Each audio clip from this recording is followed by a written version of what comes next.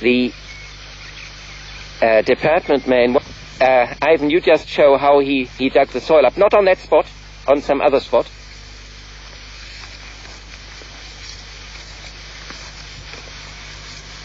See, he went right round like that, and he will never see any structure. He's more or less cut it out. Then he doesn't see any structure. Now, Ivan, you go to the spot that I asked you. See, if you look at this now, it's just a straight edge cut down, although it's done with a fork. That is not how one finds out a structure. To find out the structure, one has to break it. Now you stomp in there, and then right in, and then break it open.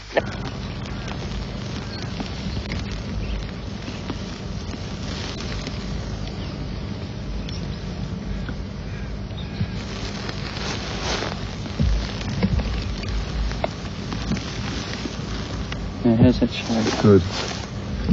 It's got a little bit of... Lovely. Yeah, just...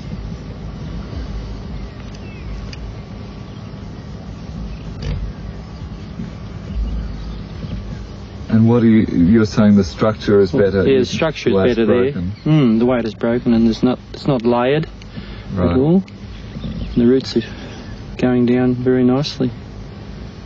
Right, we are going to dig into a sheep track and see the difference in soil.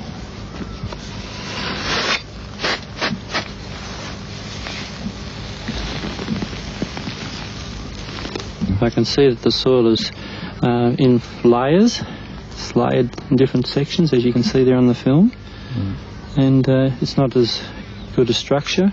It is also a lot redder. The dark is only just a very short distance down. Right, now just hold it there.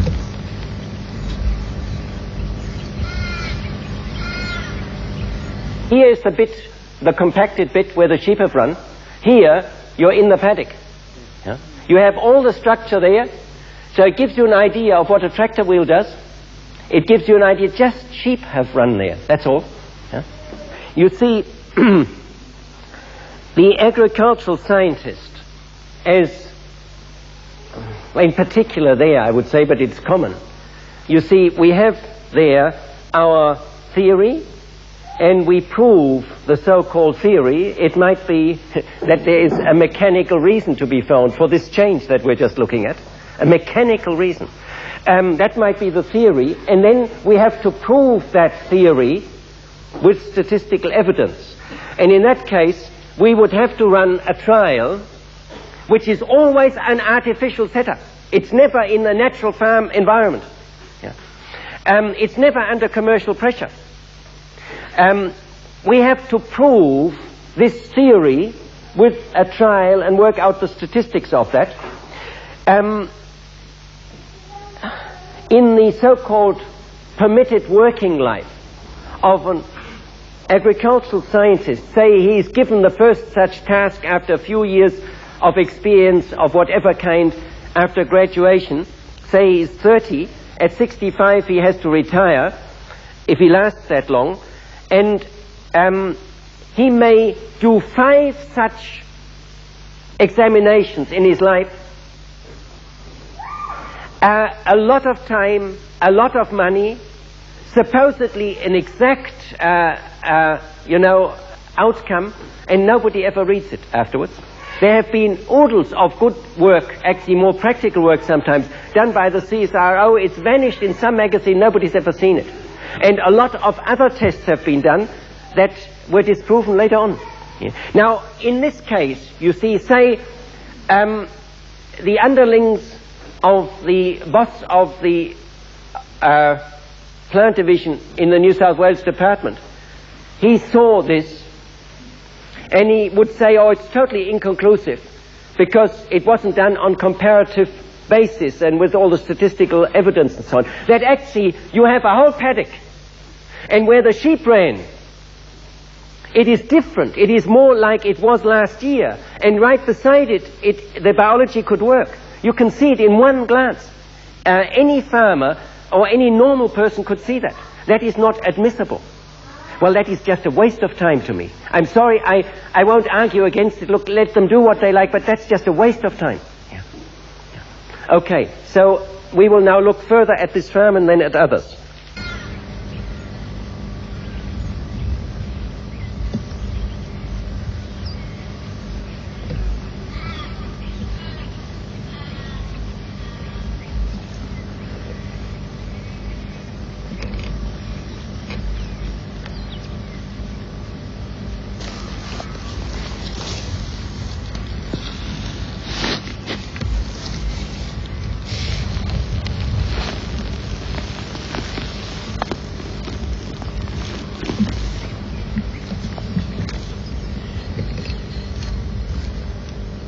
Right, what can you see with this one then? I can see it's still a little bit layered in the structure, and it doesn't seem to have as many roots going down through it. And this is an area without clover. This is an area without clover. And the laying is part of compaction from implements over the years. Right. Mostly it is about 5 inches deep. The next step for this paddock is, it does not need any ripping now. The roots are down. It does not need any sod seeding with our special type of sod seeder that makes rip marks, and so the roots can get down. This here is absolutely ready to be sod sown with anything, to just get, again, plant species in that will develop a deeper root system using what this clover here, the subclover, has already prepared. Ivan has got some lucerne, some curry cocksfoot, and some Demeter fescue. Those should be sod sown right away. You can do that this afternoon. I say there, you can do that this afternoon. Ivan did not do that. Therewith, he lost a unique opportunity of actually developing what is offering at that moment. We get so little such chance in our very unnatural Australian farming environment.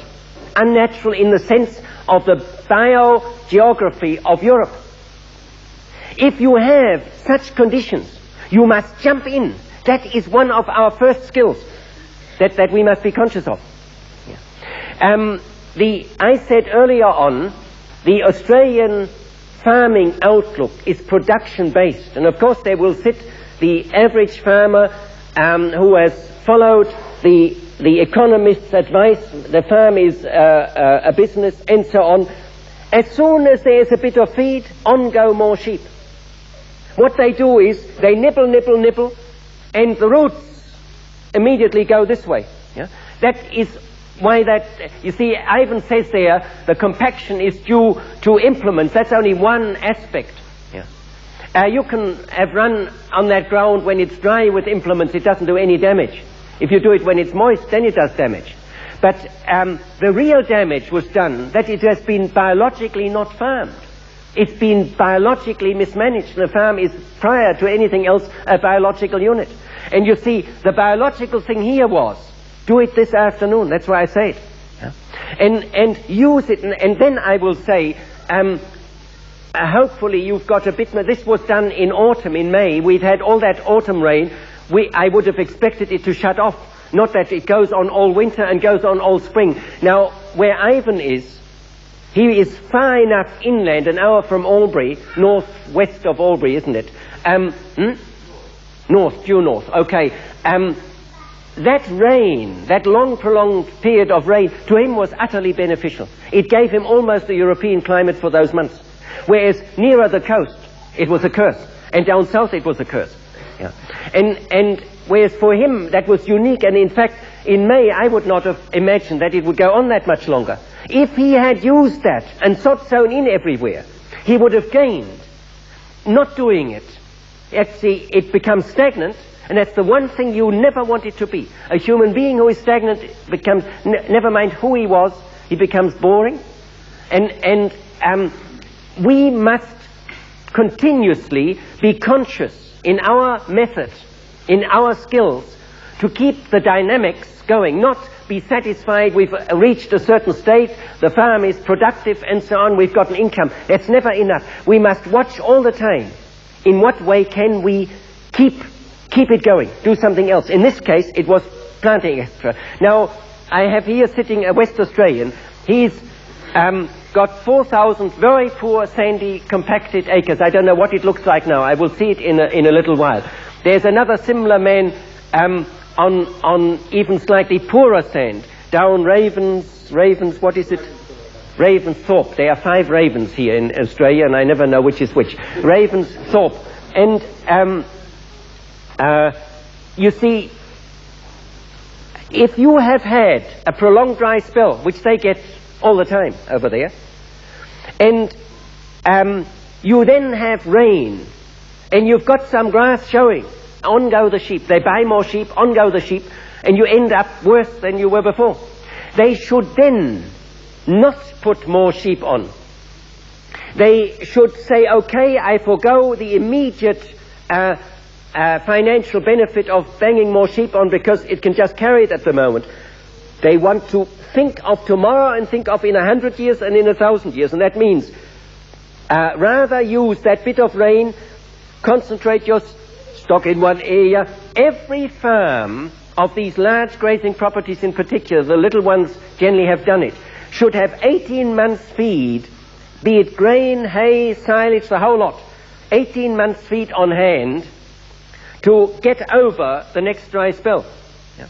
So they don't have to knock their paddocks by overgrazing. Yeah. All that is there, and your farm is actually 90% is caused by constant sheep grazing and cropping, plus the bad ploughing, which we will look at later on today. But biological inefficiency, biological sucking out in an area where we are in dire straits biologically from the start because of our biogeography. And so I must emphasize that here and draw into the picture, and I will gradually get pictures of that. Such a worn-out, overgrazed place, I just haven't got any yet. They will go in there to show what is done wrongly. You can have good biodynamic conditions down to this depth. You have a long dry spell, which in German is a wonderful word for that. It means zehren. Es zehrt den Boden. There is no English for that. It means, what is the nearest English? There are few people here who can speak German. Zehren. You see, if you overdo it and you look absolutely gaunt and white, you have worn yourself, overstressed yourself, worn yourself out. But zehren is different to stress again. It's not the same. There is no exact...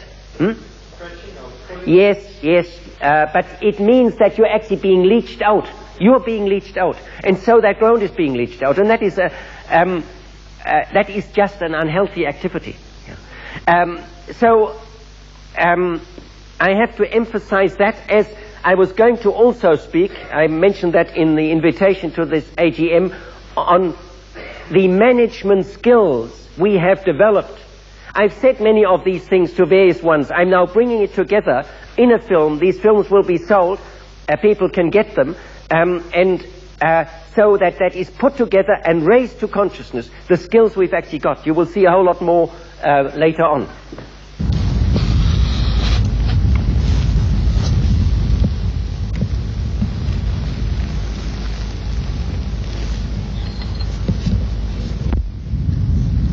How's that? This one's not too bad either. The structure, the colour is quite dark.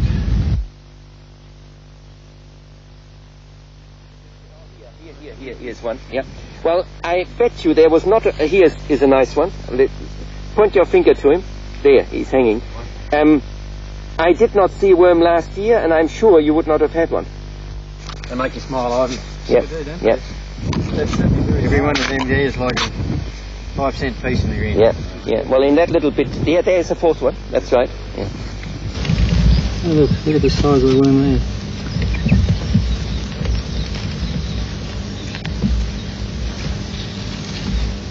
The big worm is just coming up between my thumb. Yeah. There's a big one. On top. There's one there.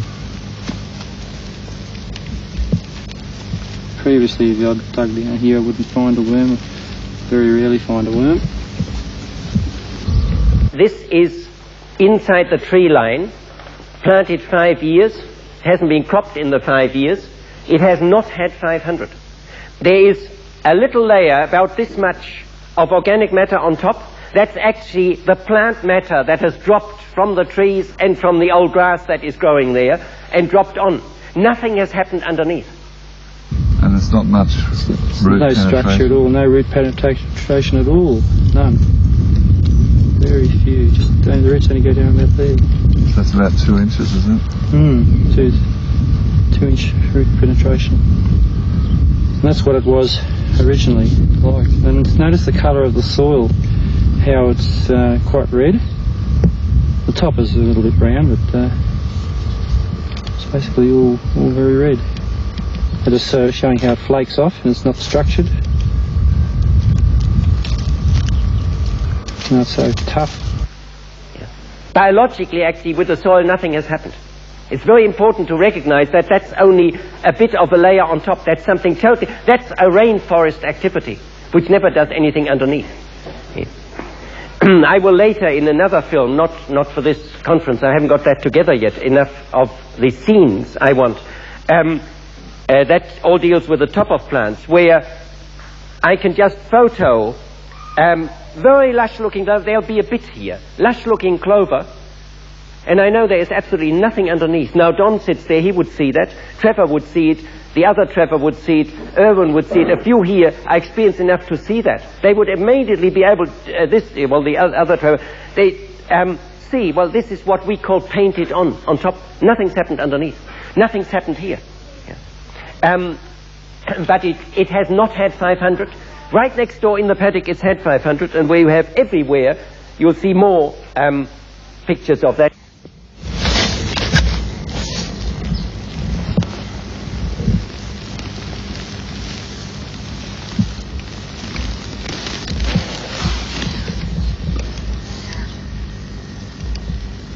What can you see? You can see that the soil is quite dark, but you've still got some little red soil down the bottom there. The structure is not too bad. The roots are going right down as far as I can see.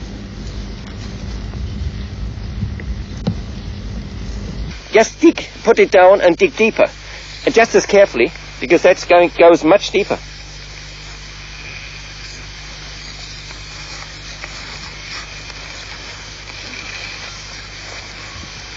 Yes, bring that out. See, now that's from the bottom. And that already has very nice, the colloidiness has worked through the lumps of structure. And here again is a bit of the, and there is a bit of the original clay color. The rest is gone. There you can see it, just hold it there. We'll try and get it. There is lighter color, and here is beautiful structured soil. It's in other words not gone right through. It's the same as the Don Rathbones. There are parts that have not been converted of the soil, and parts have. And it's a very good result, much better result than I thought there would be in 1 year. The rain has certainly helped the biology, but this is 500 action together with roots.